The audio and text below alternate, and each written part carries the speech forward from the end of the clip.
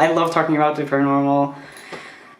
So, yeah, growing up on haunted farm has really not taught me anything. Hi, it's been a long time and I have to apologize, I'm sorry. I've been meaning to record a video for such a long time, but it just hasn't happened. There's no real excuse for it more than that I have been a little bit depressed and I haven't really had the energy to. But now I'm here, I'm back. Anyways, hey, what's up? How have you been? I hope you had a great week or whatever day this video is gonna come up on. Today's video is gonna be a little bit different from what I have been recording before. This is gonna be more like a story time kind of video, so wrap yourself inside a blanket, go get some chips, I don't know, or popcorn, I don't know what you prefer, and I guess we'll just dive straight into it. Growing up is pretty hard. It's pretty hard in general. Like, I hated school, for example. I was super bullied. But most people who get bullied and stuff like that, or just doesn't like school at all, you know, school is terrible for some people, they can go home and seek comfort and safety in their own home. I mean, not all people can. Some people have a really rough time with their parents and other things like that that we're not gonna dwell into right now. But for me, I didn't really feel safe at home. Not because I had bad parents or anything. I love my parents and I had my grandma next door as well and she was amazing. Gave me cookies and stuff. But here's the thing. I grew up on a haunted farm. I know exactly what you're thinking. You're immediately jumping to the conclusion of a horror movie with like poltergeists and murder victims and suicide victims or you know, whatever. You're jumping to the like horror movie conclusion. And to be quite frank, it was like that for a while. It really felt like being in a horror movie. But everything got well after a while. So the story has a happy ending. Thankfully. So firstly I want to explain how everything looked. I know that sounds weird, but you need to get an understanding of how our housing was in a way. We lived on a super big land. Like, it was pretty big. We had a barn, we had different like small storage rooms that we had built up on the yard, I guess. And then we had the main house, the big house. It was where my grandma and my grandpa lived. It was like really big. And then we had the maiden house, I suppose, which was where me and my brother and my mom lived. For some duration of the time that we lived here, my brother's girlfriend also lived there. She's a kind of a big part of this story, which is why I think it's kind of important that I tell you that. So let's start off with our house. Our house was not that haunted. The maiden house was pretty fine. Like, I think I was probably the one that experienced most paranormal activity in that house. But I was a child as well, and children are more sensitive to paranormal energies, which might be why I experienced so much. I frequently woke up in the middle of the night and thought I saw something by the end of my bed. I was never sure. I could have been dreaming. I don't really trust my child self with things like waking up in the middle of the night. But I specifically remember one night, we had just had a medium at our house. We were talking about guardian angels. And she said that you could communicate with them. So one night I sat down in my bed and I asked my guardian angel to sit down beside me. And I don't know if I was imagining things, but I swore I could have seen something in my blanket, like, go down. Back to ghosts. This one specific night I do remember very clearly because it was horrible. I was the last one to go to sleep. And you know how hard that can be sometimes when you have to go through the whole house and turn the lights off and you're like 12. Yeah, it was not very fun. However, I had just turned off the lights in my TV room. Then I went to the kitchen because it was next to our TV room.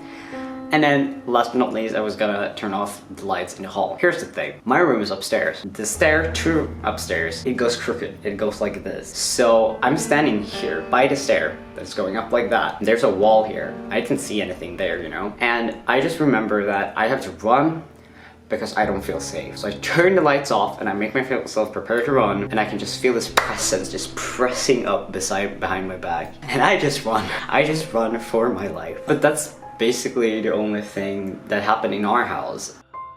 So the main house is the big ass house where my grandparents lived. The main house was probably second most haunted place on the yard. Doors would constantly open and close. I remember specifically one day when I sat in the TV room and watched something with my grandma. My grandma was half deaf, so she couldn't hear anything. I just heard this door upstairs just open, and then I just sat there holding my breath because I was like, oh shit, please don't close, please don't close.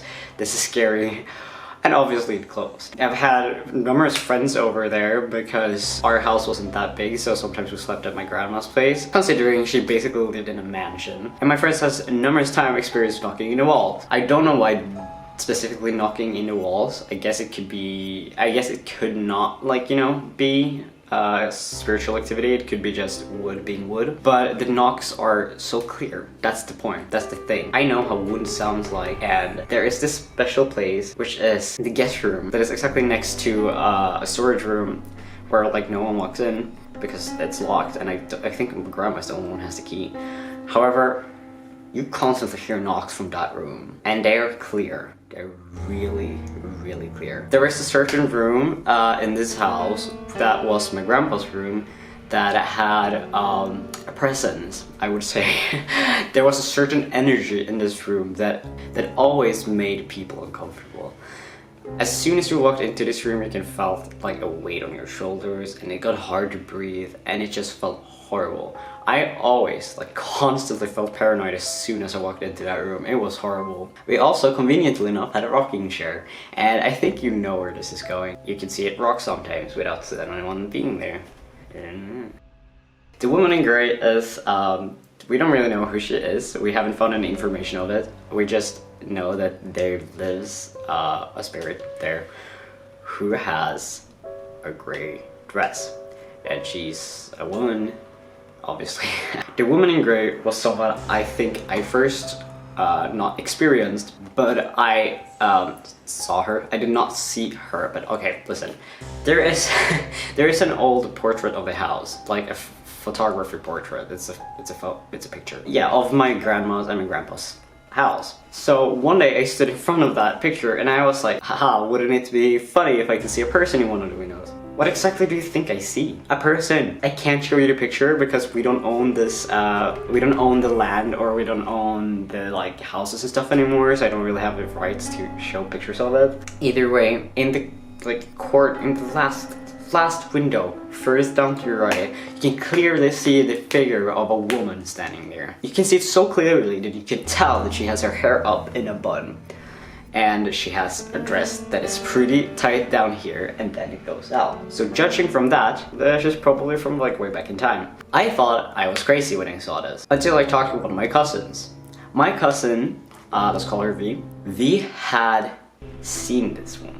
I did not know this until like 2 years later, but apparently she had seen this woman in the house. And when I asked her about it, she was like, I thought I was imagining things, but now I know I'm not. Basically, what she had seen was, she was on her way back from the toilet, I think downstairs, and when you go from the toilet to the stairs on like the second floor, you walk past the guest room.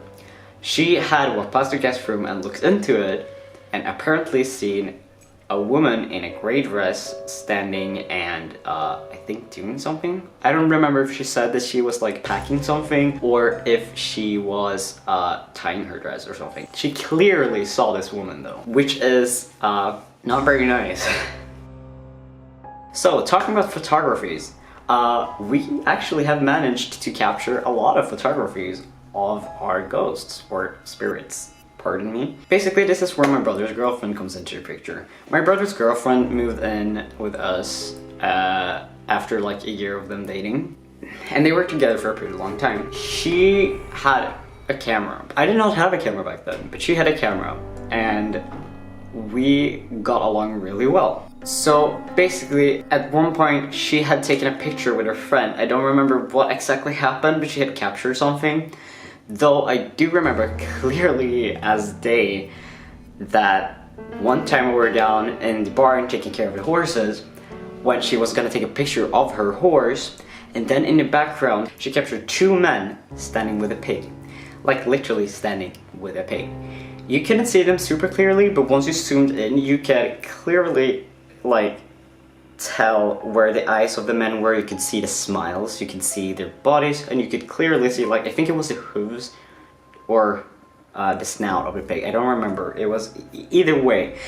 You could see these people. You could see they were men, and you could see their eyes and stuff like that. They were pretty clear once you zoomed in. I'm gonna try to contact her for these pictures, but I don't think she has them left. Another time she managed to get a picture of a spirit was also in the barn, because the barn was where the most paranormal activity happened. Are you surprised? No, not really.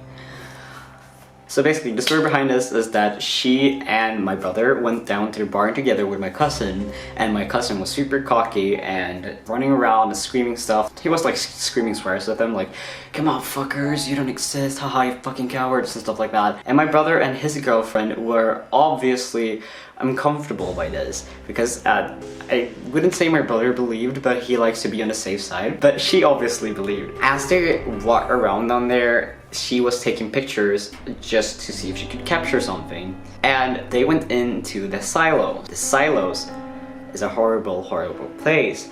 You will understand why, because I'm gonna get to that point. Not after this, but soon after this. However, she managed to capture a picture where in one of the silos, you can see an angry man peeking out. You can see clearly that he was angry. You can see his expressions. This picture, I saw it. I got to see it. I saw that. I can testify for her. But when she uploaded it to the computer, it disappeared. We don't know how it happened, because we had not deleted it. So safe to say, a lot of pictures were taken of the spirits on our land, but we don't have any left. Pictures, I mean. Okay, this is where it gets kind of weird. You must be thinking, what the fuck, Mickey? What is a horse whisperer? A horse whisperer is someone who claims that they can talk to horses. I know, I didn't believe it at first either, and up to this day, I don't know if I believe it. However, one of our horses had a problem with her leg, so my brother's girlfriend, who believes kind of like a lot in spiritualistic things, like spiritual beings, she booked an appointment with a horse whisperer through phone. She didn't tell her anything about what has happened, and this horse whisperer was like, "Yeah, I can sense that she has a problem with her leg," and we were like, "Oh my fucking god, she's right. She has a problem with her leg. How did she know?" Well, yeah, the horse told her, I guess. And then she told her a little bit like, yeah, they would like to do this more, they would like to do that more, like the horse says. And then she starts talking about that she wants, where they're standing in the barn, she wants a higher wall to be built up, because she can't stand the woman that comes in and watches them at night. That's literally what this horse whisperer tells us through the fucking phone. And I'm getting chills, because this thing that she said was not very nice. It was horrible to hear that was happening in our fucking barn, on our land, on our yard. Oh my god, it was little. However, this horse whisperer also mentioned the silo. Like I said before, was the most horrible place we could think of. We did not like going in there because the energy was so bad in there. We knew something bad was gonna happen. This horse whisperer confirmed just that. The horse whisperer said that if your grandfather will continue come in with his tractor into the silos, because he parked it there sometimes, it was really big, okay. If he still comes in with it without a warning, something bad is gonna happen. Oh my god, I'm getting anxious, because I remember how horrible it was to hear this back then when we lived there. However, we told this to my grandfather, and he did not believe in ghosts, but he was also like, he respected that they might exist. So he basically started saying like, "Hello, here I come," and knocking before he opened the doors to the silos and drove in the tractor. So here we finally comes to the last point. And now you must be thinking like, the poltergeists aren't those like the evil, malicious spirits that hurt people and stuff like that. Yeah, that's exactly what they are. Or technically, the definition of a poltergeist is a spirit that haunt you physically. They like throw things, move things, scream, talk, laugh, you know. And we have one in the silos. And none of us liked it, obviously.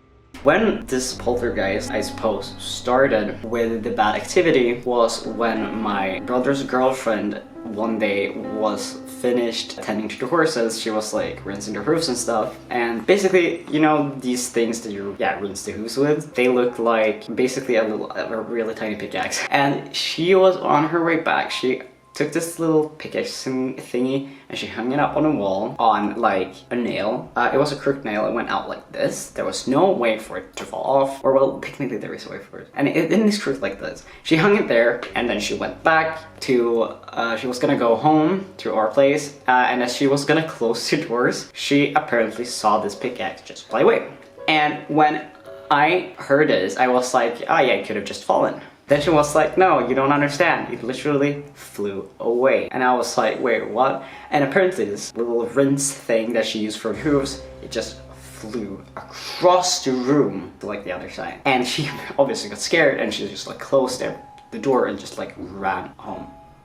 Neighbors are making noises and scaring me. So that was like our first encounter with this spirit. I think the second encounter is the one that is probably gonna scare us for the rest of our lives. We were in the barn, and when you go into the silo, there is a loft with hay right above. Like not the silo, but to the side of the silo, there's a loft with hay, with like hay balls. So one of us climbed up. I don't remember. I think it was her, and she started like gathering hay, and then she threw it down. So and I catched it, and then I continued like. And then I like threw it to my side, and then we continued that, you know, thing because we need hay for the horses. And we were just talking about something random. I don't remember what it was. And suddenly we just hear this scream. Not kidding you, a scream. And we just looked at each other because we thought that, you know, our first thought wasn't like, oh, that was a ghost. We were more like, oh, did you scream? And she was like, no. And I was like, well, it wasn't me either. And it was like super weird, you know? But we were like, oh, let's continue, I guess. And then we were like obviously shaken. And once we were like, you sure you didn't do that? We were like talking about it a little bit. It just came again and it was closer. And here's the thing. I know you might be like, oh, it was a horse or it was a fox. I grew up with horses. They don't sound like that. It could not have been a fox because this is gonna sound stupid, but I've googled fox noises. That was not a fox noise. And it was so close. And we were fucking terrified. We just jumped down and ran out of there. It was probably one of the scariest experiences in my life. I don't think I will ever develop something like that again. It was terrifying. Right now I can't really come up with more experiences that we have encountered with this poltergeist. I just know that it was a horrible feeling in there. It felt like you would walk in there and get murdered instantly. However, we have several other experiences on the farm. I don't really know all of them on the top of my head because I think a lot of other people has experiences that I don't really know about. So that's basically it, I think. That's my experiences growing up on a haunted farm. Did I learn anything from this? Absolutely not. I am terrified of that farm though. I go there sometimes because my brother still lives there. He still lives in the maiden house, but dude, I'm never living there again. I do have other experiences with our neighbors though, because we used to own the neighbor house as well, but that might be for another video. However, I really hope you enjoyed this video. Please share it with your friends, give it a like, I don't know where to share it, anywhere. I love making videos, it's really fun. I want to do it more, but I don't really have the motivation. I feel like if maybe I got a little bit more followers, I would have the motivation. So like, please share this video and my channel with your friends, you know? I think that was all.